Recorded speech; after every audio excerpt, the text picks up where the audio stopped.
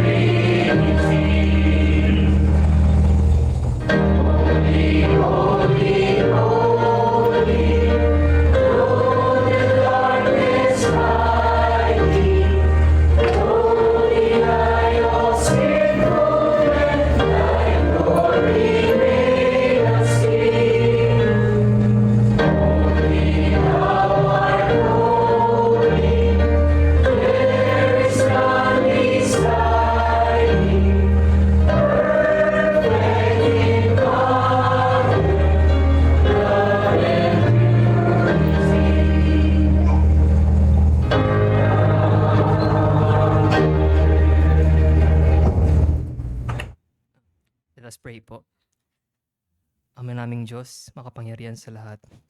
Tunay po na ikaw ay dakila, ikaw ay banal, ikaw ang pinakamakapangyarihan. Nagpapasalamat po kami sa hapon po ito at muli niyo kaming tinipon at binigyan po ng pagkakataon upang sagutin ang tawag mo sa amin na ikay sambahin namin na may kagalakan. Nagpapasalamat po kami sa mensahe po ng umaga at tulad po ni Nehemiah, magkaroon po kami ng examination, pagsisiyasat po sa sarili namin na malaman po namin ang tunay na motivation not just for selfish needs but for the glorification of you. Tulungan niyo rin po kami na magtiwala po sa inyo in your divine timing at to acknowledge that everything that we have is not for us but it is given by you, by your grace. Nanalangin po rin po kami para sa mga tagapakinig na bigyan po kami ng buksan na tenga upang makarinig, buksan na isipan at wisdom, Lord, to understand your word at puso na may humility, Lord, to accept that what will you teach us is what we need and not what we want. Pinapanalangin din po namin ang aming preacher, si Brother Jake, na muli po yung tatayo dito sa pulpit. Gabayan niyo po siya, bigyan niya po ng wisdom sapagkat kami po ay may hina and maituro po sa amin ang mensahe ninyo ng ayon sa inyong salita. We pray na itago niyo po siya sa inyong likuran, Lord, naway kayo ay maisentro, may mangat ngayong hapon dito sa aming panambahan. Alam namin, Lord, na ang isip namin ay mahina, but we have confidence because we have your grace, Lord. And with your supplication, matutulungan po namin maintindihan lahat ng sasabihin ngayong hapon. And salamat po, Lord, for the salvation that you have given us. And para po dun sa mga di pa po nakakilala sa inyo, Lord, this afternoon, ikausapin niyo po sila and malaman po nila ang tunay na ibig sabihin ng kaligtasan in your name. Lahat po nito ay tinataas namin sa inyo sa ngalan ng inyong Jesus. Amen. Let's all sit po and sing our second hymn, our How Firm Foundation.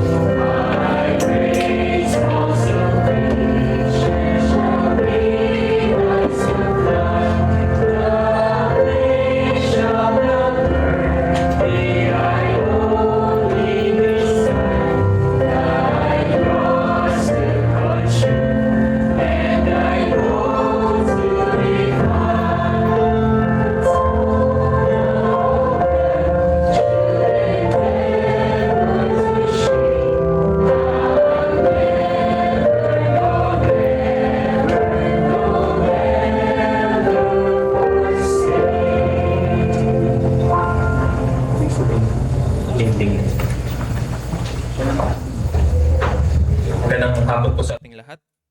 Makibukas po kayo sa akin sa Matthew chapter 24.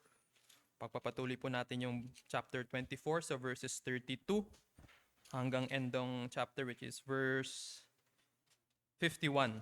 Matthew chapter 24 verses 32, 51.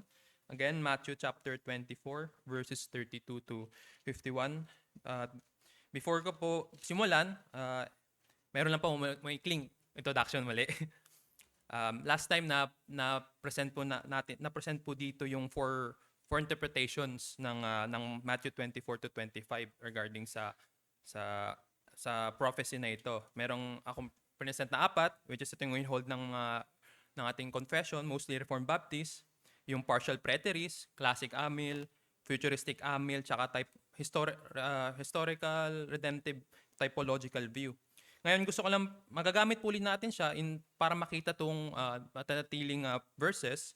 Pero gusto ko lang pagdiinan dito, pansin dito yung very common na passage dito na kikita natin in the lens nung isa pang view, which is labas siya sa Reformed Baptist view, which is yung dispensational na premill.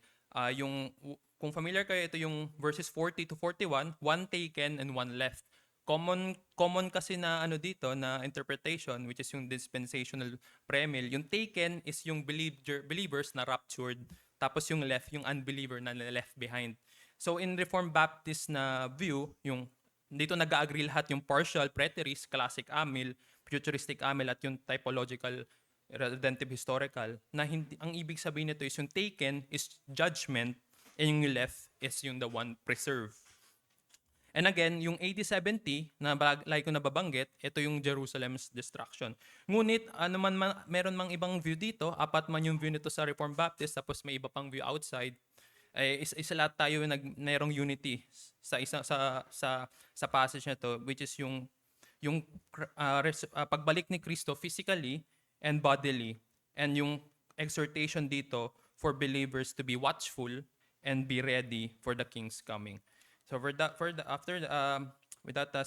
saying, basahin na po natin yung verses 32 to 51. From the fig tree, learn its lesson. As soon as its branches become tender and put out its leaves, you know that summer is near. So also when you see all these things, you know that he is near, at the very gates. Truly I say to you, this generation will not pass away until all things take place. Heaven and earth will pass away, but my words will not pass away. But concerning that day and hour, no one knows, not even the angels of heaven, nor the Son, but the Father only. For as were the days of Noah, so will be the coming of the Son of Man. For as in those days before the flood, they were eating and drinking, marrying and giving into marriage, until the day when Noah entered the ark. And they were unaware until the flood came and swept them all away. So will be the coming of the Son of Man. Then two men will be in the field, one will be taken and one left. Two women will be grinding at the mill, one will be taken and one left. Therefore stay awake, for you do not know on what day your Lord is coming. But know this, that if the master of the house had known in what part of the night the thief was coming, he would have stayed awake and would not have let his house be broken into. Therefore you also must be ready, for the Son of Man is coming at an hour you do not expect. Who then is the faithful and wise servant whom his master has set over his household to give them their food at the proper time? Blessed is the servant who his master will find so doing when he comes. Truly I say to you, he will set him over all his possessions. But if the wicked servant says to himself, my master is delayed, and begins to beat his fellow servants and eats and drinks with drunkards, the master of that servant will come on the day when he does not expect him, at an hour he does not know, and will cut him in pieces, put him with the hypocrites, and in that place there will be weeping and gnashing of teeth. Purihin ng Diyos sa pagbasa ng iyong salita.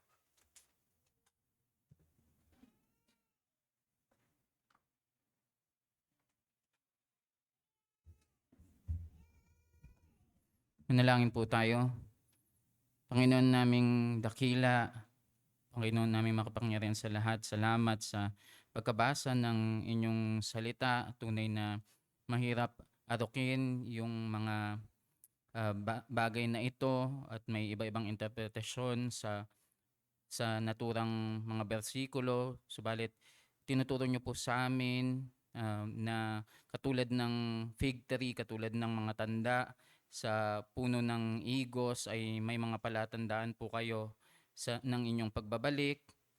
Bagamat hindi namin alam, walang nakakaalam ng eksaktong oras or panahon ng inyong pagbabalik. Subalit tinatawag niyo po kami na inyong mga tagasunod na mamuhay, na laging handa at mapagbantay, na hindi kami maging kampante o pabaya, kundi maging tapat sa mga iniatang niyong responsibilidad sa amin. Kami rin ay mamuhay ng may kabanalan at pagsunod araw-araw. Panginoon, tulungan mo kaming manatiling handa at tapat upang sa iyong pagbabalik ay matagpuan mo kaming sumusunod at namumuhay para sa inyong kalwalhatian. We also pray sa aming iglesia na naway patuloy niyong pagyabungin yung gawain dito sa PRBC at palaguin niyo rin po kami sa kabanalan, sa pagmamahalan at sa pagkakaisa. At naalala po namin yung aming mga miyembro at mga attendees na may karamdaman.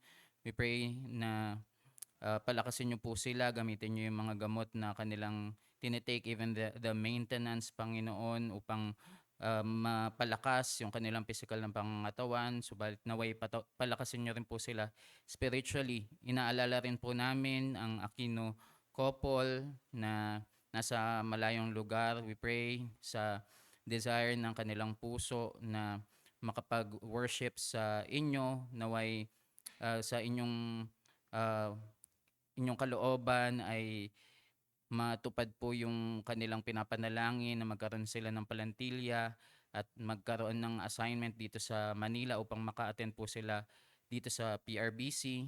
And we also pray at inaalala namin yung proseso na nangyayari or kinakaharap ni Brother Joris sa Australia sa pagpapamember niya sa isang Reformed Church doon. Salamat sa pagkilos niya sa puso ng kapatid namin na ito and his desire na makapag-attend sa isang Reformed Church, gayon din to exercise the means of grace katulad ng atang nyo or sinabi nyo sa inyong salita. We also pray sa mga gawain ng PRBC, naway patuloy po kayo magbukas ng mga Bible studies, even na uh, maging kagamit-gamit yung mga ministeryo na inyong iniatang sa amin. Salamat sa muling pag-resume ng Bible study sa Kaisuyo National High School this coming June. Naway i-prepare nyo yung mga tagapagturo. Gayon din na gamitin nyo yung ministeryong ito upang magkaroon ng kaligtasan yung mga kabataang nakikinig. We also pray kung if it will come to fruition, yung Bible study rin sa Rehabilitation Center dito dun sa Alfonso. Naway kayo po ang kumilos sa mga sa admin upang maging maayos po yung lahat at maisakatuparan itong gawain na ito. We also pray at inaalala rin namin yung aming pastor na nasa MCBC. Palakasin niyo po siya physically, gayon din spiritually at naway bigyan niyo rin siya ng more knowledge and wisdom through the elders of MCBC. Maraming salamat din sa araw-araw na pag-sustain nyo sa bawat isa and even yung mga unspoken requests na maaring hindi namin batid. Alam nyo, Panginoon, yung aming puso, but most importantly, naway ialay nyo yung aming puso sa inyong kalooban. Maraming salamat po muli. Naway pagpalain nyo yung pangangaral ng inyong salita ngayong hapong ito. Magdulot po ito ng kaligtasan sa aming kalagitnaan. Maraming salamat. Lahat ng to'y dalangin namin sa ngalan ng inyong anak na si Jesus. Amen.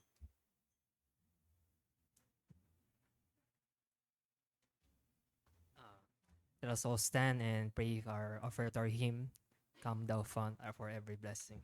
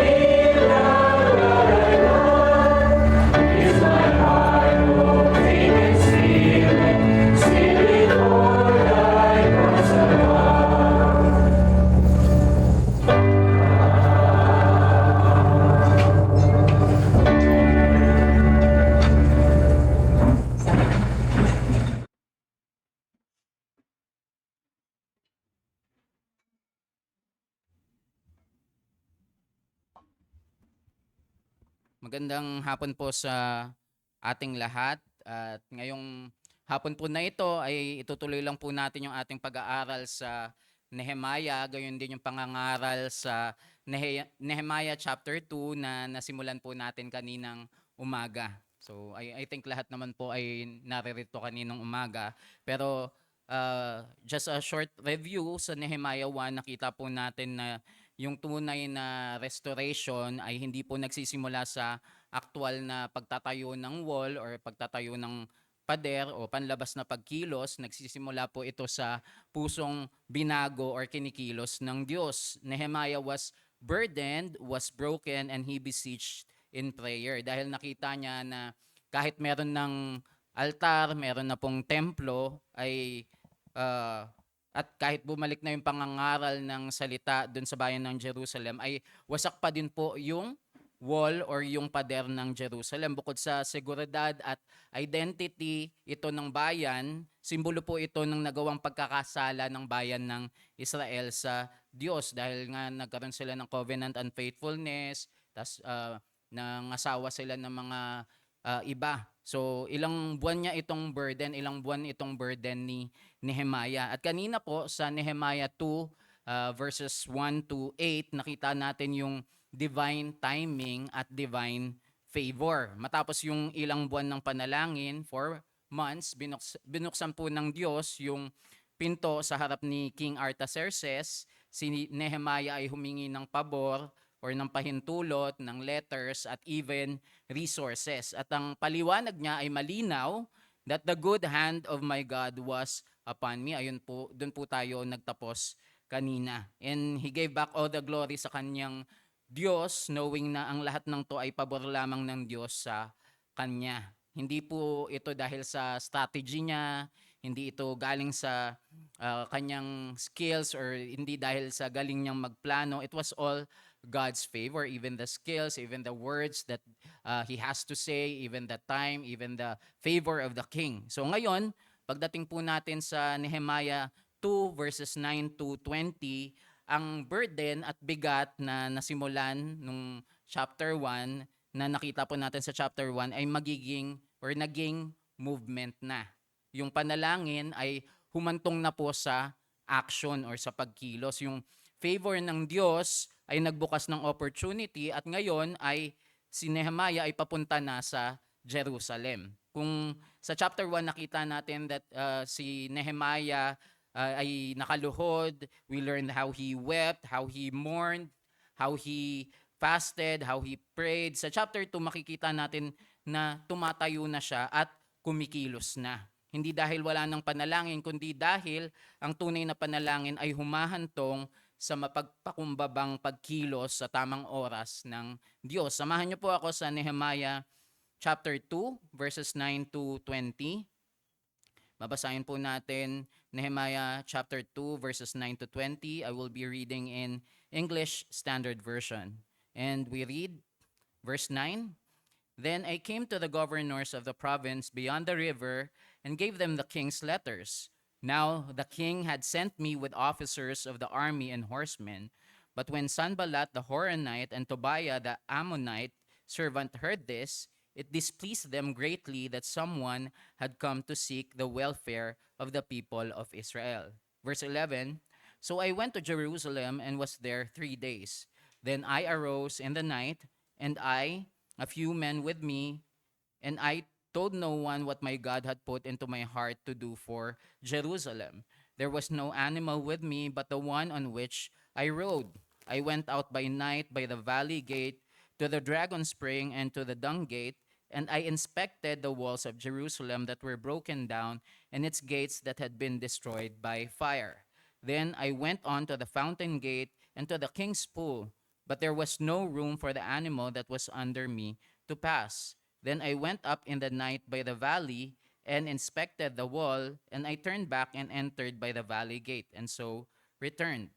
And the officials did not know where I had gone or what I was doing, and I had not yet told the Jews, the priests, the nobles, the officials, and the rest who were to do the work.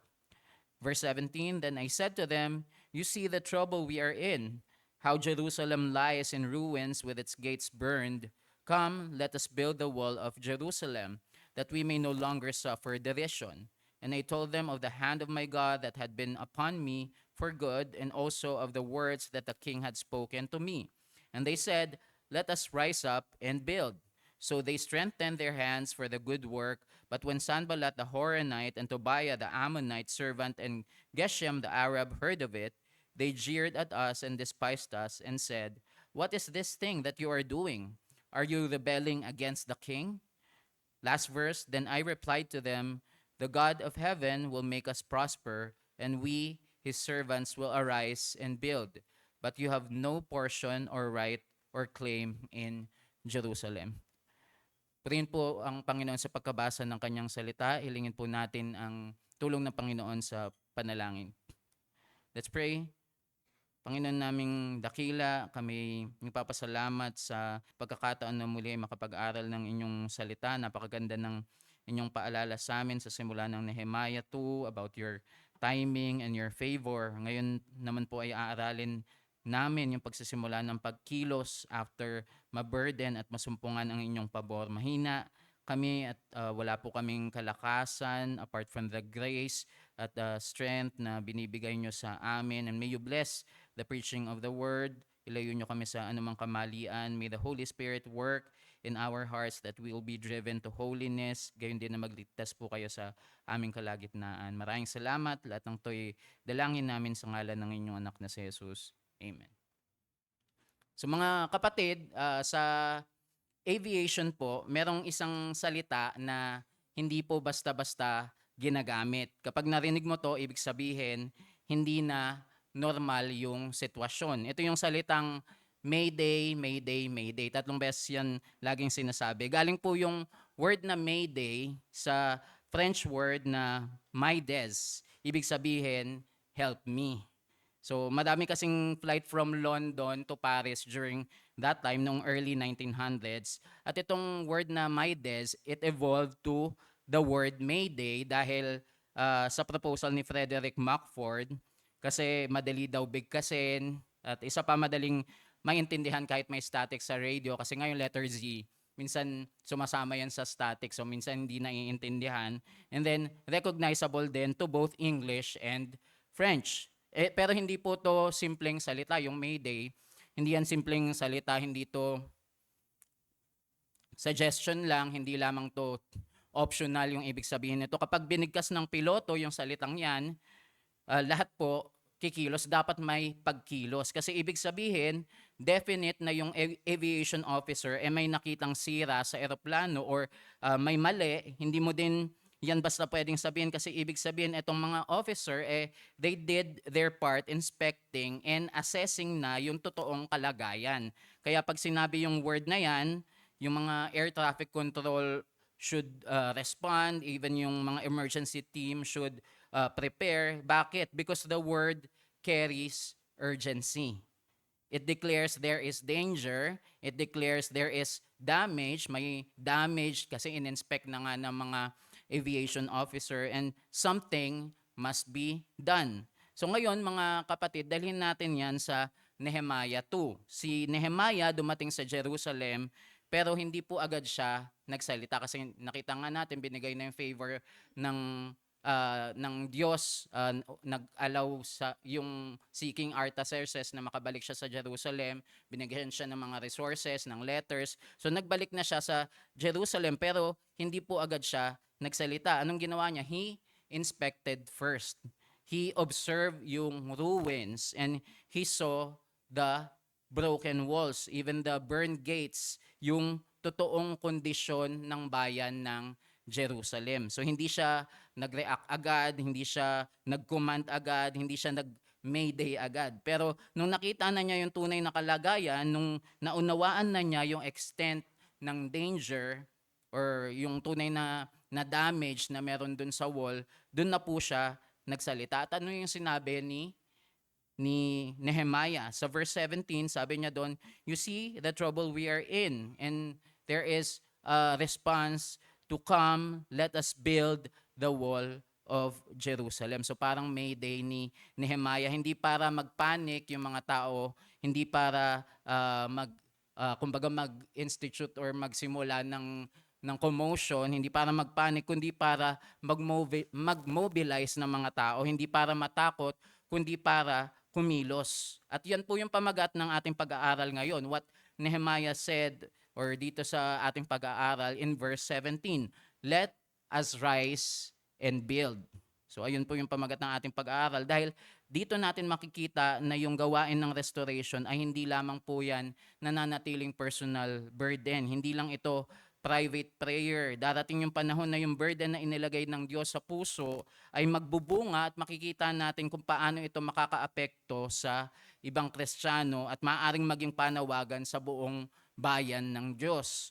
So again, come let us build the wall of Jerusalem, and then sabi, let us rise up and build. Ayan yung mga key verses sa pag-aaral natin ngayong umagang ito sa Nehemiah 2:17 to 18. And tulad ng sabi ko kanina, hinati ko po sa dalawang bahagi yung sermon ng Nehemiah chapter 2. Una, hinighlight natin yung message for each Christian individual dahil again, maaaring may iba-iba tayong petition at appeal sa Diyos. So ayun yung napag-aralan natin kanina, in God's perfect time.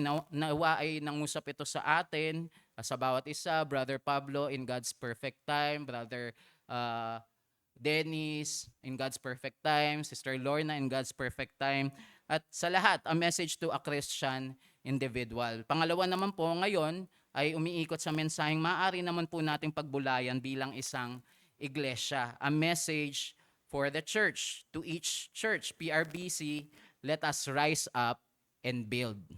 So ngunit bago dumating yung public declaration, again, may nauna munang private discernment. Bago siya nagsalita ng may boldness, anong ginawa ni Nehemiah? Nagmasid po muna siya ng may wisdom. Kaya makikita natin yung dalawang punto sa pag-aaral natin ngayong hapon na ito. Una, discernment in silence.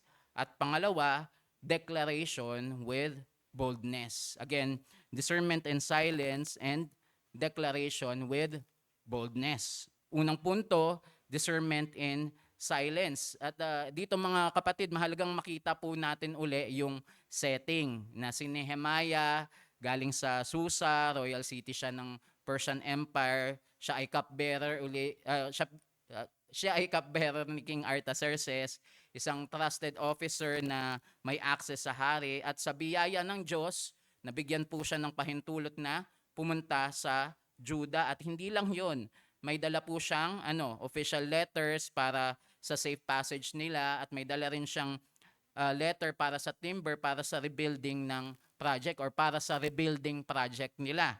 Sa Nehemiah 2:9, dumating siya sa governors of the province beyond the river. Binigay niya yung king's letters, at ibig sabihin, legal at authorized yung kanyang mission. Legitimate, hindi siya rebelde, hindi siya self-appointed, siya ay may royal permission. Ngunit, higit po sa lahat, dala niya yung burden at calling na inilagay ng Panginoon sa kanyang puso. Pero pansinin natin dito pa lang sa pag-uumpisa, pagdating pa lang niya, meron na agad na opposition. Sa Nehemiah 2 verse 10, sinabi na sina Sanballat the Horonite at si Tobiah the Ammonite servant ay labis na nainis nang marinig nilang may dumating para hanapin ang kabutihan ng Israel. And later on sa verse 19, preview lang, sasama pa si Geshem the Arab sa opposition. And we will actually find more detailed part dito sa opposition nila on later chapters. Pero ito lang po yun. Sa text mismo, nagpapakita na yung restoration ng Jerusalem ay hindi lamang construction issue, ito rin ay spiritual issue, ito rin ay political issue at communal issue, kasi nga affected itong mga tao na nakapalibot din sa kanila. May political agenda tong mga taong to, may communal agenda. May mga taong hindi matutuwa kapag yung bayan ng Diyos ay nagsisimulang bumangon. At hindi to bagong opposition, hindi na tayo bago dito even sa ating pag-aaral. Yung opposition sa rebuilding ng Jerusalem ay matagal nang nangyayari. Nakita na nga natin yan sa Ezra chapter 4. But moreover, around 90 years na yung resistance mula sa mga naninirahan sa lupain pagkatapos madala yung mga Hudyo sa captivity. So this is nothing new.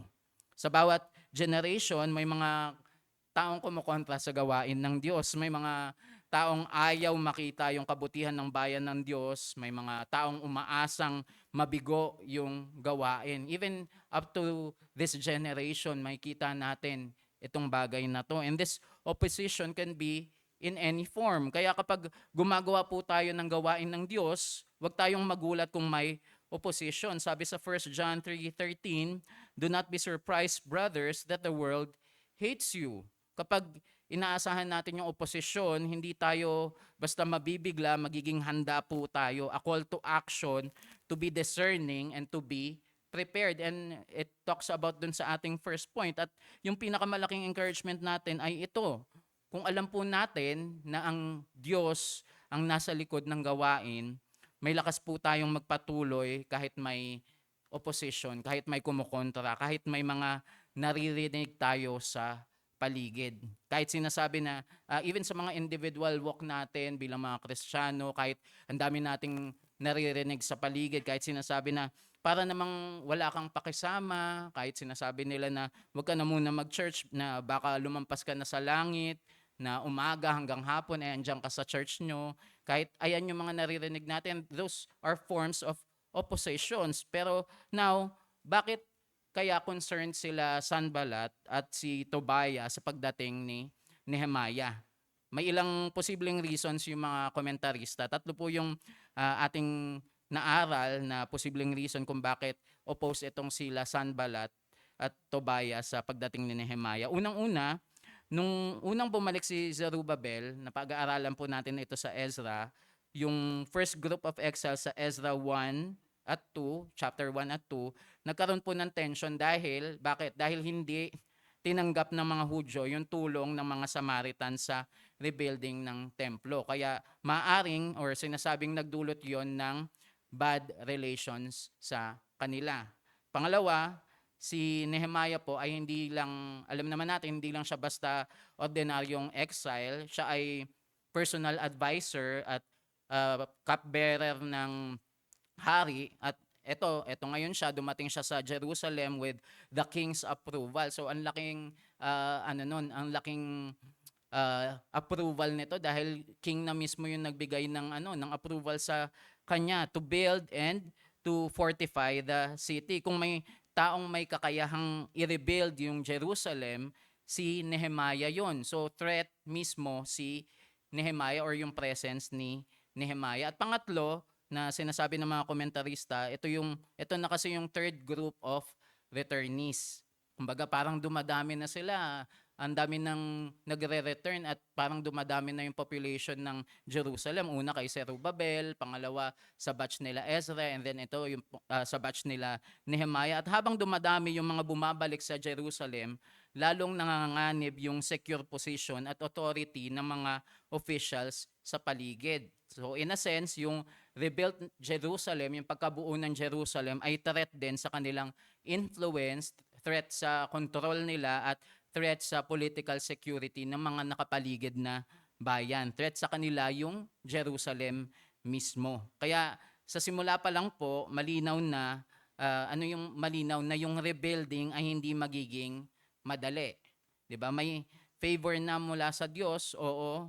May permission mula sa hari, oo. May permission na sila, may resources na binigay, yes. Legitimate na sila, yes. Pero may opposition pa din. At dito din natin makikita yung wisdom ni Nehemiah. It also applies sa atin. No matter kung nasan mang stage tayo ng ating iglesia, nagsisimula man tayo, whether we are an established church, we will still have an opposition. It could be in any form. Kaya ganun din mga kaibigan at kapatid sa pagtatatag ng gawain. Yes, meron ng pabor yung Diyos. Yes, we've seen the favor of God. We have been legitimized, covenanted work na tayo. May resources na ibinigay ang Diyos. Pero hindi po nagtatapos doon. Ang rebuilding ay hindi magiging madali. Ayan po yung kailangan nating tandaan. Hindi magiging madali. Pero tulad ng sabi natin kanina, opposition can come in any stages of a church. Kasi kahit may templo na, we still have to secure the city. Yon. So, at ngayon mga kapatid, pagkatapos matanggap ni Nehemiah yung favor ng hari, siya ay again pumunta na sa Jerusalem, pero pagdating niya doon, hindi po agad siya nagsalita. Hindi siya agad nagpatawag ng meeting. And he can do that kasi meron siyang authority. Cupbearer siya, may permission siya galing sa king. He can definitely do that. Pero hindi siya naglabas agad ng announcement. Hindi siya agad nagsabi na ako yung pinadala ng Diyos, may plano na ako, may approval na ako from the king, sumunod kayo sa akin lahat. So hindi ganito si Nehemiah. Sabi sa Nehemiah 2 verses 11 to 12, anong ginawa niya? So I went to Jerusalem and was there 3 days. Then I arose in the night and a few men with me. And I told no one what my God had put into my heart to do for Jerusalem. So again, I told no one what my God had put into my heart. Alam naman natin may burden siya, may plano siya, may authority siya, at nag-research na siya regarding sa bagay na to. May letters na rin siya, may resources siya, pero above all, we could say na may discernment din siya. A God-given discernment. Hindi lahat ng bagay na inilagay ng Diyos sa puso mo ay kailangan mong i-announce agad. May panahon para manahimik. May panahon para mag-observe and to discern things. May panahon para tignan muna ang tunay na kalagayan bago magsalita. Biblical ba yan, Brother Jake? Baka naman opinion mo lang yan. Yes, we are reminded sa Ecclesiastes 3:7, there is a time for everything. Samahan niyo po ako sa Ecclesiastes 3:7. There is a time to tear and a time to sue, a time to keep silence, and a time to speak. And that's the sad truth that now we see Christians who speak without filters, na parang hindi na gumagamit ng discernment kapag nagsasalita or even posting sa social media kasi ayun ang uso ngayon. Let's be guided sa bagay na to mga kapatid. Let us be discerning how it represents our lives, how it represents Christianity as a whole, how it represents yung Diyos na sinasamba natin. At pansinin natin, 3 araw muna siyang nanatili sa Jerusalem. Hindi po siya padalos-dalos, hindi siya impulsive. Hindi lang excited lang dahil may approval na siya ng hari. And ganun tayo kapag may approval na, so sobrang excited tayo kahit yung mga anak natin kapag binigyan mo ng approval, sige, pwede kang maglaro, excited na sila. And ganun tayo, pero hindi siya excited lang dahil may approval na siya ng hari. He can act impulsively, pero siya ay marunong maghintay at magmasid at magsuri. Pagkatapos nito, lumabas siya sa gabi kasama yung iilang tao. Sabi sa Nehemiah 2:13, lumabas po siya by night sa Valley Gate, papunta sa Dragon Spring at the Dung Gate, at sinuri niya mismo yung walls of Jerusalem na broken down at gates na destroyed by fire. Sa verse 14, pumunta siya sa Fountain Gate at King's Pool, pero hindi makadaan yung kanyang animal dahil sa dami ng debris. So ganun kalala yung, kaya hindi siya makadaan kasi ang daming debris. Ganun kalala yung kailangan nilang i-repair. Ganun kalala yung sira. At eto, sa verse 15, umakyat siya by night sa valley at sinuri pa rin niya yung wall. Inisa-isa po sa teksto itong mga bagay na to na nakita hindi siya nakadaan dito, nakita na in-inspect niya yung nasunog na gate. Bakit? Kasi even yung pagkasunog ng gate ay nabanggit. Kasi mga kapatid, isipin natin yung bagay na ito na hindi lang niya in-inspect out of curiosity. In-inspect niya dahil kailangan niyang i-validate yung mga narinig niya. Kailangan niyang, hindi na lang to second-hand information coming from his brother na si Hanani. Ito na siya, ini-inspect niya mismo yung bagay na ito, and it is God-given discernment. Mga kapatid, isipin natin yung eksenang to na tahimik yung gabi, walang crowd, walang applause, walang public speech, walang dramatic announcement. And again, he can do that kasi nga may authority naman siya. May authority siya to do that. Pero si Nehemiah ay naglalakad sa gitna ng ruins. Nakita niya mismo yung wasak na pader, yung kung gaano kagarabe yung debris na hindi na siya makakadaan. Nakita niya yung burned gates, nakita niya yung lawak ng destruction. Hindi na ito report galing lang kay Hanani. Hindi na to second-hand information. Ito ay personal inspection na niya. Tulad nung opening natin kanina about using Mayday. They inspected themselves and affirmed na may sira na. Kaya sinabi nila yung salita na yon. At dito natin makikita yung isang mahalagang prinsipyo that true restoration requires honest assessment. Again, opinion lang ba yan? Samahan niyo po ako sa Lamentations 3:40. Sabi po doon, let us test and examine our ways and return to the Lord. Hindi pwedeng basta return lang.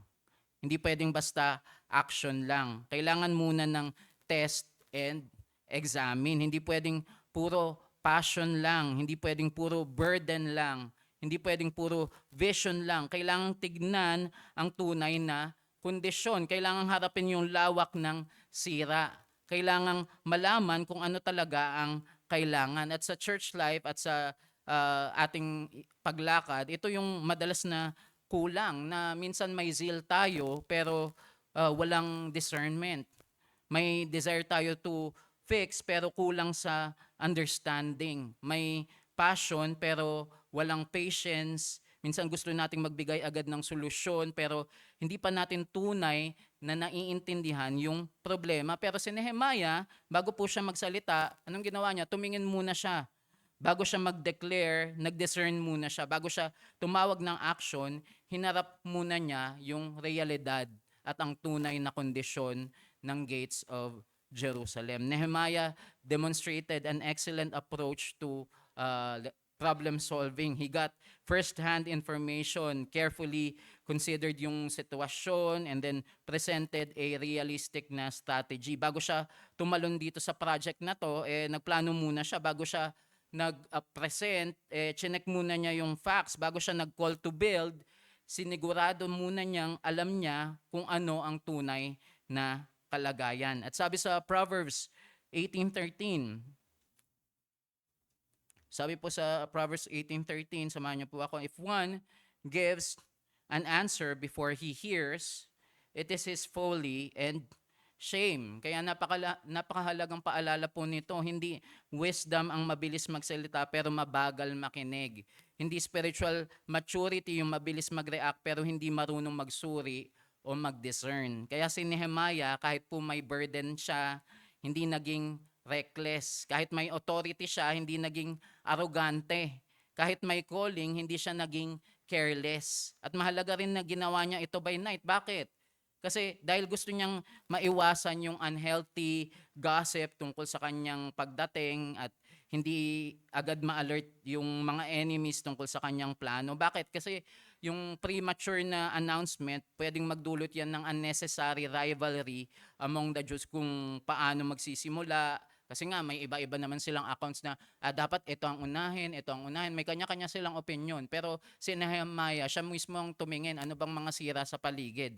And iniwasan niya na magkaroon ng ganong unnecessary rivalry between Jews or among the Jews para, kasi definitely may kanya-kanya silang opinion kung saan magsisimula. At maaring magbigay din ito ng daan sa mga enemies ng pagkakataon na harangin agad yung gawain. Sa pagkakataong ito, hindi kailangan ni Nehemiah ng mahabang planning sessions na mauuwi lang rin sa delay. Kailangan niya ng wise inspection, ng clear na plano at quick na action. At sabi nga ni Thomas Watson, patungkol dito sa providensya muli, I think nabanggit rin natin ito kanina, providence is God's ordering all issues and events of things after the counsel of His will to His own glory. So kung naniniwala tayo na ang Diyos ang nag-order ng lahat ng bagay, matuto po tayong kumilos hindi sa panic, kundi sa wisdom. Hindi po sa pagmamadali, kundi sa pagtitiwala sa Diyos, one step at a time, discerning with discernment. Mga kapatid, may mga bagay sa church life na kailangan munang tignan ng tapat. May mga sirang pader na hindi maayos kung hindi natin aaminin na sira ito. So may mga issue sa prayerlessness, may mga issue sa unity, may issue sa holiness, may issue sa discipleship, may issue sa commitment, may issue sa relationship na hindi maaayos kung puro denial lang po tayo. Even sa ating personal na buhay, we also have to examine, nagkukulang na ba tayo at nanlalamig sa pagbabasa ng salita? Nasanay na lang ba tayo at naging over-familiar na lang tayo sa mga verses na naririnig natin Sunday after Sunday, na giging over-familiar na lang ba tayo dun sa mga series na ating pinag-aaralan, sa series natin sa Thursday prayer meeting, Why Christ Came. So, alam ko na yung mga bagay na yan, alam ko na yung verses na yan, alam ko na yung mga dahilan why Christ came. Na-memorize ko na nga yung iba dyan.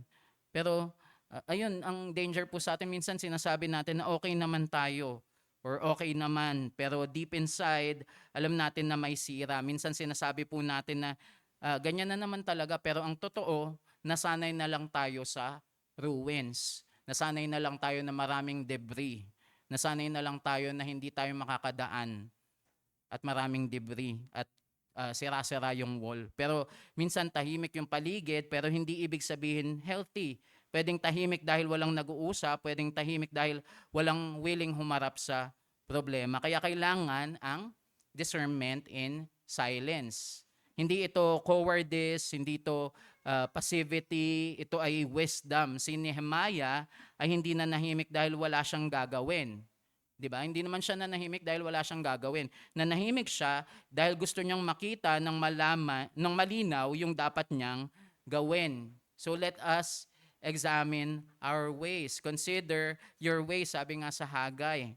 At parang kung titingnan natin yung isang ilustrasyon, let's say isang engineer na pinapunta sa isang lumang building, parang nabanggit ko na nga rin to before, pero hindi niya agad sasabihin na ayusin natin to dito, or ito yung may sira, ayusin natin ito, hindi ganun. So nang hindi niya sinusuri yung foundation na hindi niya sinusuri yung cracks, hindi niya sinusuri yung mga wiring, yung mga supports, yung mga structure damage. Kasi kapag nagmadali siya, baka ang mangyayari lang is cosmetic repair. Cosmetic repair lang yung gagawin niya pero delikado pa rin yung building. Ganyan din sa spiritual life at sa church life, hindi sapat yung appearance lang, hindi sapat yung activity. Kailangan makita yung tunay na kondisyon. May mahinang pader dito, may hindi pantay na structure dito kasi baka napakaraming programa pero kulang sa pananalangin. Baka may attendance pero wala namang unity. Baka may ministry, napakaraming ministry pero wala namang kabanalan. Baka may structure pero mahina yung spiritual na pundasyon. At mga kapatid, discernment in silence is not inactivity. Again, katulad ni Nehemiah, hindi naman po siya nanahimik dahil wala po siyang gagawin. Nanahimik siya because he is discerning. So, it is kaya itong discernment and silence is not inactivity, it is preparation para mas maging matapat yung ating paglilingkod. Discernment and silence is not inactivity, it is preparation for faithful service at for faithful action. Pupunta na po tayo sa pangalawang punto. Dito na yung declaration ni Nehemiah. Declaration with boldness. Pagtapos po ng silent na inspection, dumating na yung panahon para magsalita na si Nehemiah. At dito natin makikita na yung tunay na discernment, hindi din nananatiling passive. May panahon para manahimik, pero may panahon din para tumayo at magsalita. Sabi sa Nehemiah 2, verse 17, "Then I said to them, you see the trouble we are in, how Jerusalem lies in ruins with its gates burned. Come, let us build the wall of Jerusalem that we may no longer suffer derision." At napakaganda ng declaration ni Nehemiah. Una, naging matapat siya, naging honest siya. You see the trouble we are in. Hindi niya tinago yung problema. Hindi niya pinalambot yung realidad. Hindi watered down. Hindi niya sinabing, okay lang naman tayo mga kababayan. Sinabi niya, we are in trouble. Jerusalem lies in ruins, the gates are burned. Nabanggit natin na yung sirang wall ay simbolismo din ng kasalanan ng bayan ng Jerusalem. Kaya sa ating mga kaibigan, ganito din yung kasalanan, mga kaibigan. You don't hide it. You acknowledge it, you acknowledge your sin, you acknowledge na may sira and you repent of your sin. Nawa makita mo na yung sira. You don't water it down na okay naman ako, na mabait naman ako. You don't see sin na mababaw, kesyo ginagawa naman to ng karamihan, ginagawa naman to ng madami, kesyo itong sin na to is accepted na ng norm ngayon. Pero pansinin din po natin, hindi sinabi ni Nehemiah that you are in trouble. Ang sabi niya, we are in trouble. Kasama po siya. Hindi siya outsider sa bagay na ito. Hindi siya critic lang, hindi lang siya savior complex leader na parang siya lang yung may sagot. Nakiki-identify mismo siya sa bayan ng Diyos. And pangalawa, may call to action siya. Nung sabi niya, come, let us build. Hindi niya sinabing, come, watch me build. Hindi rin niya sinabing, you build. Ang sabi niya, let us build. At ito yung sinasabi, communal po ang bagay na ito as we rebuild. Communal ito, covenant community po ito. Yung rebuilding ng walls ay hindi one-man show. Ito ay gawain ng bayan ng Diyos together. Yes, covenant community, covenantal. Pangatlo, malinaw po yung purpose. Sabi niya, that we may no longer suffer derision. Hindi lang ito construction, ito ay dignity ng bayan ng Diyos. Ito ay witness ng pangalan ng Diyos. Ito ay restoration ng isang community na matagal nang nasa kahihiyan dahil sa ginawa nilang kasalanan. At sa Nehemiah 2:18, sinabi ni Nehemiah sa kanila yung testimony ng Diyos. And I told them of the hand of my God that had been upon me for good and also of the words that the king had spoken to me. Pagkatapos nito, yung sagot ng bayan ay, let us rise up and build. And this is my encouragement sa ating lahat. Let us rise up and build. At sinasabi ng text, so they strengthened their hands for the good work. Mga kapatid, we have to ponder on this. Yung burden na nasa puso ni Nehemiah, naging burden ng bayan. Yung vision na nilagay ng Diyos sa puso niya, naging shared commitment. Hindi niya sila pinilit through guilt. Pinakita niya yung realidad, pinakita niya yung good hand of God at tinawag niya yung lahat into a faithful action or a faithful service. Brother Jake, leader naman kasi yan si Nehemiah, leader naman siya ng bayan ng Israel. May authority naman siya to do that.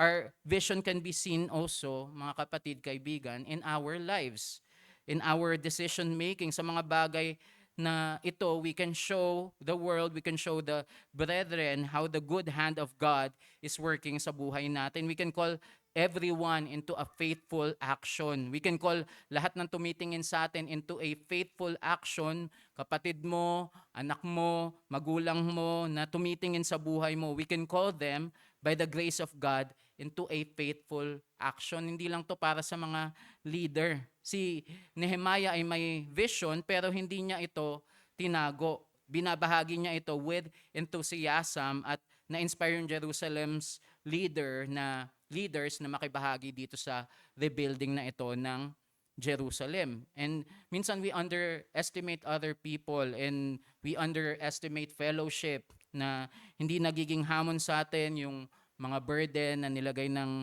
Panginoon sa iba. Pero kapag ang Diyos ay nagtanim ng burden at vision sa puso, we must share it humbly and trust the Holy Spirit to impress others with the same concern. Kasi hindi lang tayo yung tanging ginagamit ng Diyos. Often, God uses one person to express the vision and others to turn it into reality. And itong spiritual renewal na ating pinag-aaralan often begins with one person's vision. And we've seen that sa scripture, sa kabuuan ng scriptures, nagsimula sa isang tao. Diba si Moses, when he led the people sa wilderness, si Samuel, yung call niya for repentance, even si David, nung ninaas niyang i-restore yung worship at ibalik yung Ark of the Covenant sa Jerusalem, si Hezekiah, nung nire-open niya yung templo at yung niresume niya yung Passover worship. Kaya sabi ni Matthew Henry tungkol dito, again, another challenge para sa atin, let us rise up, that is, let us do it with vigor and diligence and resolution as those that are determined to go through with it. At dagdag pa niya, so they strengthen their hands, their own and one another's for this good work.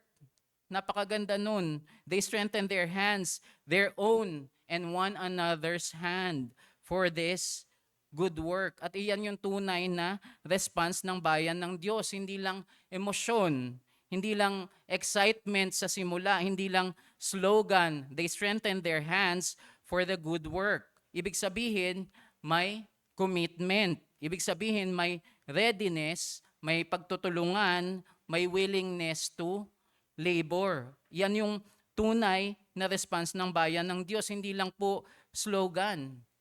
And kung sa atin, di ba, napakaganda ng slogan po ng PRBC. Ano yung slogan natin? Persevering by grace, living for Christ. Yung pag-persevere, hindi po yan natatapos, hindi yan natapos nung naging covenanted church tayo. Hindi after a certain favor of God lang, hindi lang after an answered prayer. So let us persevere to read and study the scriptures. Let us persevere to be committed. Let us persevere to be ready. Yes, perseverance of the saints. May perseverance of the saints naman, Brother Jake. But again, reminder, it does not take away our responsibility.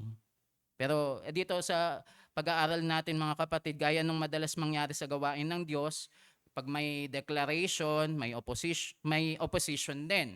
Kapag may commitment, meron ding resistance. Sabi sa Nehemiah 2:19, ito na nga, sila Sanballat, Tobiah, at si Geshem. But when Sanballat the Horonite and Tobiah the Ammonite servant and Geshem the Arab heard of it, they jeered at us and despised us. At sinabi nila, what is this thing that you are doing? Are you rebelling against the king? Tingnan natin yung strategy ng opposition. Una, mockery. They jeered. Pangalawa, contempt. They despise. Pangatlo, accusation. Are you rebelling against the king? So ganyan madalas yung opposition sa gawain ng Diyos. Minsan tinatawanan, they jeered, they are jeering. Minsan minamaliit, they are mocking. Minsan ginagawan ng maling accusation. And nakita natin kung ano maaari yung naging motive nila nung kanina diniscuss natin, may 3 possible motives bakit nila ginagawa itong mga bagay na to. Pero sina Sanballat at si Tobiah labeled itong rebuilding as rebellion. Marahil threatening to report yung builders bilang traitors. Pero nakita natin ni-ridicule nila sila Nehemiah and the people, implying na hindi na maitatayo yung walls dahil masyadong malawak na yung sira. Hindi na yan, imposible na yang maibalik. Imposible na yan, hindi na yan babalik sa dati. At ito yung ginagawa ng opposition. They question your legitimacy, they attack your confidence, and they magnify the ruins para mawalan ka ng loob. Pero pansinin natin yung sagot ni Nehemiah sa Nehemiah 2, verse 20. Sabi niya po, "The God of heaven will make us prosper, and we, His servants, will arise and build." Napaka-tatag. Hindi siya nagpanik, hindi siya nag-retreat, hindi siya nakipagpaligsahan ng ego. Hindi niya sinabi, may letters ako from the king. Hindi niya sinabing, may authority ako. Hindi niya pinalawanag ng mahaba yung royal permission niya. He did not tell them he already had permission from the king to rebuild. Instead, anong sinabi niya? He simply said he had God's approval. And that was enough. Hindi kailangang makipagpaligsahan. Yung una niyang sinabi, the God of heaven will make us prosper. Ibig sabihin, yung confidence po ni Nehemiah ay hindi nasa sarili niya. Hindi nasa resources, hindi nasa political documents, hindi nasa numerical strength. Yung confidence ni Nehemiah ay nasa Diyos. Mga kapatid, when opposition asks, what is our response? Kapag may napakaraming background noise, napakaraming accusation, napakaraming mockery, discouragement, saan tayo titingin? Focus on what the Lord is asking us to do. God knows, and if God approves the work, that is enough. Sabi pa nga uli ni Matthew Henry, nang binahagi ni Nehemiah yung hand of God at King's words, sabi ni Matthew Henry, it would encourage both him and them to proceed in an undertaking which God had so remarkably smiled upon. So mga kaibigan, yung declaration with boldness ay hindi po to, we're not talking about ego, hindi ito about sayabang, hindi ito about arrogance, hindi ito self-confidence, ito ay God-given confidence, kumpiyansang inimpute sa atin because of our confidence kay Kristo, sa natapos na gawa ni Kristo. Yung boldness na tama ay nakaugat sa katotohanan na ang Diyos ang may-ari ng gawain na to. And sa church life, napakahalaga po nito. Darating yung panahon na hindi sapat yung silent concern. Maaring darating yung panahon na kailangan magsabi, mga kapatid, may sirang pader, may kailangang ayusin, come, let us build. Pero napakagandang reminder nito sa atin bilang nagsisimulang iglesia. And may we have that courage to do that too. Pero dapat yung declaration natin ay hindi harsh, hindi proud, hindi self-centered. Dapat ito ay humble, truthful, God-centered, at communal. At bilang isang ilustrasyon, parang isang pamilya na matagal na nilang alam na may problema sa kaayusan ng bahay na kasi madumi, magulo. So sa una, maaring passive yung lahat. Tahimik lang yung lahat. Bakit? Kasi sanay na sila na magulo, sanay na sila na madumi. Pero kapag na-realize na nila na magulo na, magulo na, madumi na, may darating yung panahon na may isang tatayo at magsasabi, maaring nanay yan or si tatay, sasabihin niya na hindi na natin pwedeng hayaan to. Kailangan na nating ayusin, kailangan na nating mag-general cleaning. At yung mga anak namin, pag biglang, naglabas-labas na kami ng mga gamit, ng mga sa cabinet, bigla na silang nagiging busy.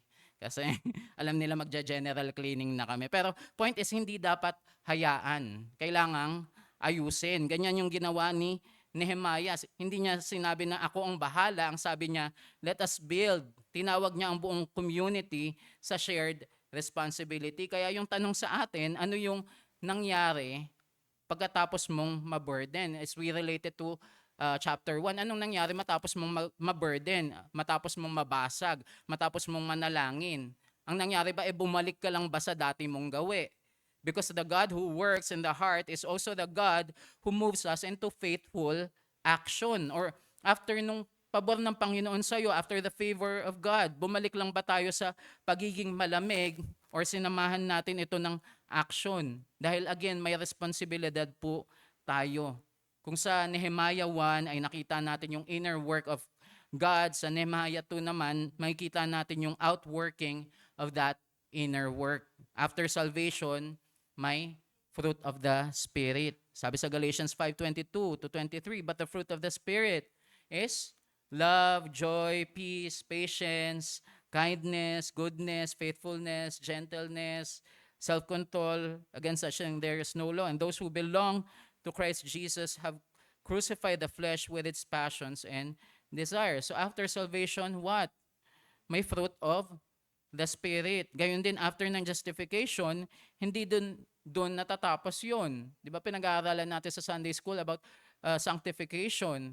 Yes, there is definitive sanctification, but there's also progressive sanctification. But the point is, my sanctification hindi natapos, justified, tapos na. Di ba? After conviction, may action. Let us rise and build, mga kapatid. Kaya ngayon, nasan si Kristo sa mga talatang ito? Mga kapatid, dito natin makikita si Kristo. Si Nehemiah ay dumating sa Jerusalem at sinuri niya yung mga sirang pader.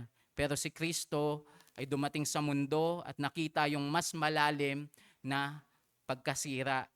He even wept, di ba? Hindi lang broken walls, kundi broken sinners. Si Nehemiah ay nanahimik muna, nag-discern, at pagkatapos ay nagsabi, come, let us build. Pero si Kristo ay higit pa rito.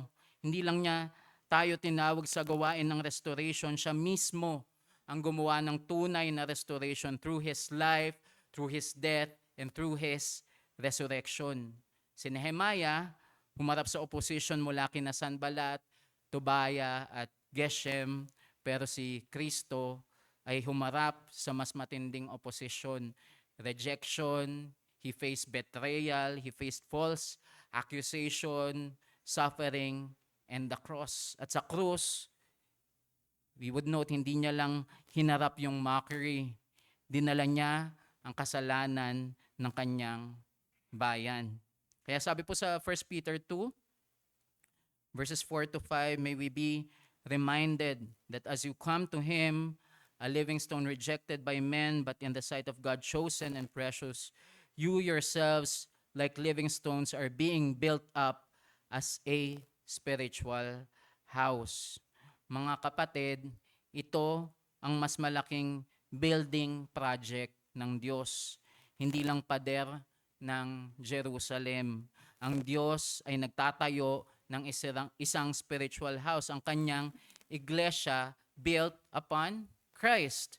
Sabi rin sa Matthew 16:18, I will build my church and the gates of hell shall not prevail against it. Kaya habang sinasabi ni Nehemiah yung let us rise up and build, naririnig natin yung mas dakilang katotohanan na si Kristo yung tunay na builder ng kanyang iglesia. Tayo ay nakikibahagi, yes, pero siya ang foundation. Pero ayun yung call to action natin, makibahagi po tayo. Tayo ay naglilingkod pero siya ang source. Tayo ay nagtatayo pero siya ang nagbibigay ng buhay.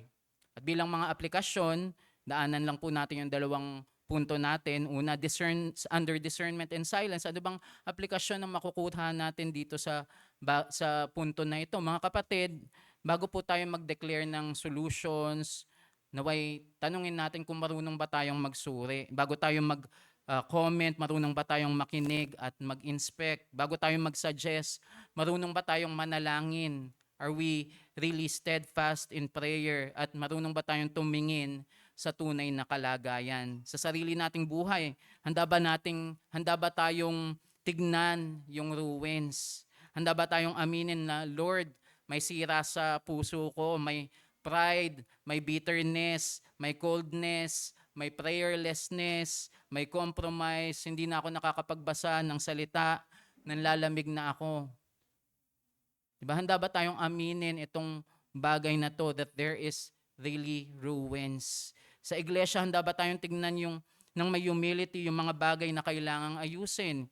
Hindi para manise, hindi para manghusga, kundi para sabihin na, Lord, tulungan mo kami, ipakita mo sa amin yung totoong kalagayan at bigyan mo kami ng wisdom and discernment kung paano magtatayo ayon sa iyong kalooban. Hindi magiging madali ang rebuilding.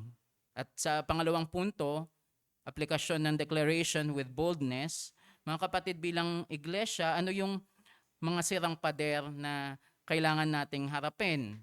Again, prayerlessness, lack of unity ba? Coldness sa panambahan, kakulangan sa pagbabasa ng salita, o broken relationship, passivity sa service, sa worship service, lack of discipleship, or compromise sa kabanalan. Yung tanong ay, mananatili ba tayong observers sa mga bagay na to o magiging partakers tayo ng let us rise and build?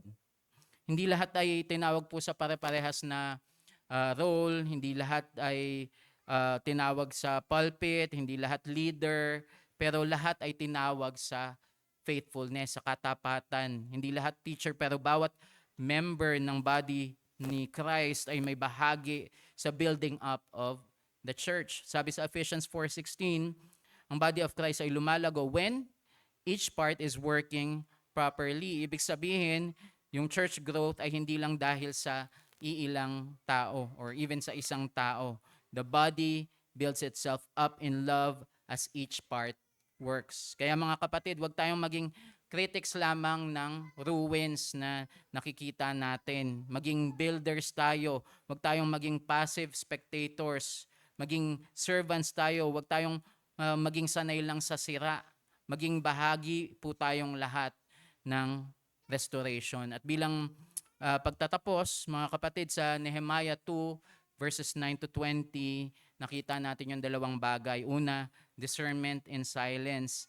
Si Nehemiah, hindi pa dalos-dalos, hindi siya nagmadali sa public declaration niya, tahimik siyang nagsuri, tinignan yung ruins, hinarap niya yung realidad, sapagkat yung tunay na restoration ay nangangailangan ng honest assessment, ng pagsusuri, ng pag-examine at ng discerning spirit.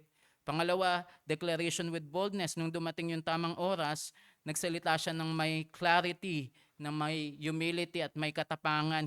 Sinabi niya, come, let us build. At ang bayan ay sumagot, let us rise up and build. Kaya tanungin natin yung sarili natin kung may discernment ba tayo para makita yung tunay na kalagayan. Yes, God has given us that, pero baka hindi natin pinapractice. May humility ba tayo para aminin na may sira even sa ating mga personal na buhay? May boldness ba tayo para tumayo sa gawain ng Diyos, para tumulong sa gawain ng Diyos, to be a partakers of that let us rise up and build? May commitment ba tayo para makibahagi sa rebuilding? Mga kapatid, hindi tayo tinawag para masanay sa sirang pader. Hindi tayo tinawag para maging spectators. Hindi tayo tinawag para maging critics lamang. Tayo ay tinawag upang maging bahagi ng gawain ng Diyos. Pero tandaan natin, hindi po tayo nagtatayo sa sarili nating lakas. Yung ating confidence ay makikita natin sa verse 20, sa last verse.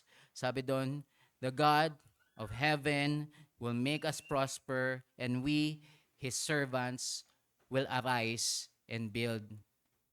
So mga servants ba tayo? We, His servants, will arise and build. Kaya bilang iglesia, nawa ay matuto tayong manahimik kapag kailangan ng discernment, magsalita kapag kailangan ng boldness, at kumilos kapag tinatawag tayo ng Diyos. And when opposition questions us, let us not be distracted by the background noise. Let us focus on what the Lord is asking us to do. God knows, God sees, God approves His own work, and that is enough. Hindi kailangang makipagpaligsahan.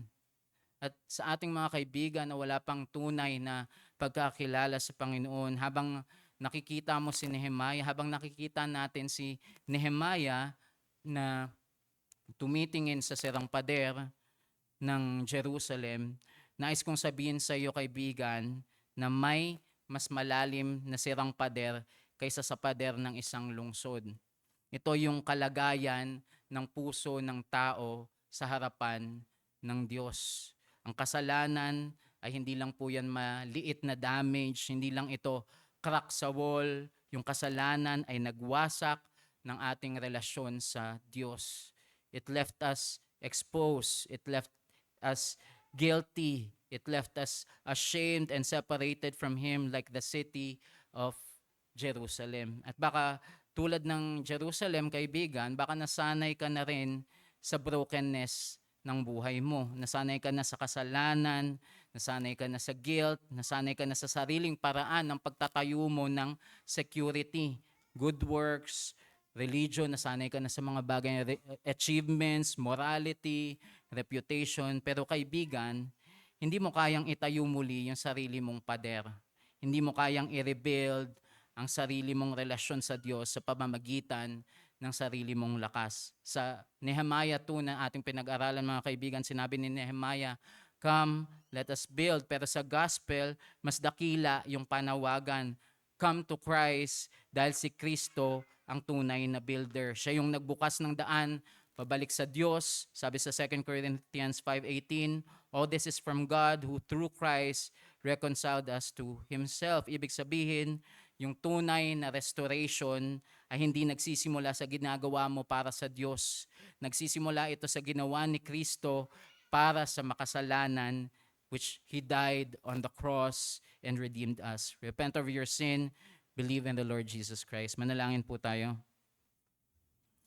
Our high and lofty Lord, kami nagpapasalamat sa iyong salita dito sa aming napag-aralan sa Nehemiah 2. Salamat dahil pinakita mo sa amin na yung tunay na restoration ay hindi lamang po nagsisimula sa burden at hindi lamang to tumatalon sa prayer, kundi humahantong sa isang matapat na action into a faithful action.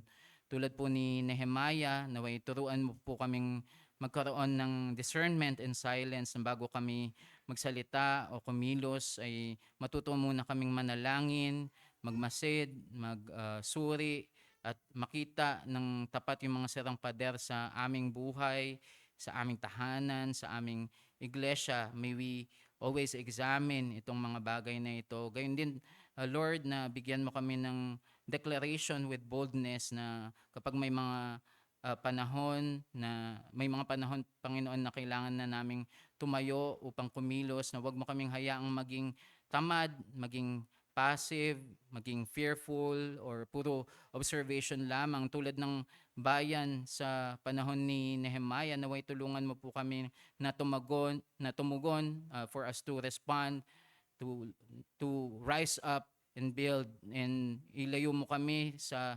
discouragement, sa ingay, sa background noise ng opposition, sa takot sa tao. Gayon din na ipaalala mo sa amin na yung aming confidence ay hindi sa sarili naming lakas, kundi sa iyo, the God of heaven will make us prosper, tulad ng aming nabasa. At higit sa lahat, turo mo kami kay Kristo, ang tunay na builder ng kanyang iglesia. Nawa lahat ng ito ay hindi lamang namin baunin in knowledge, kundi maging application sa aming buhay. Kami gamitin namin ito bilang pananggalang sa aming pagsisimula sa bagong linggo na darating. And even sa aming mga mahal sa buhay na wala pa pong tunay na pagkakilala sa inyo, naway kumilos ito sa kanilang puso at magkaroon sila ng desire to seek you sa kanilang buhay and to acknowledge their sins and acknowledge yung mga sirang pader sa kanilang buhay. Maraming salamat po muli. Lahat ng to'y dalangin namin sa ngalan ng inyong anak na si Jesus. Amen.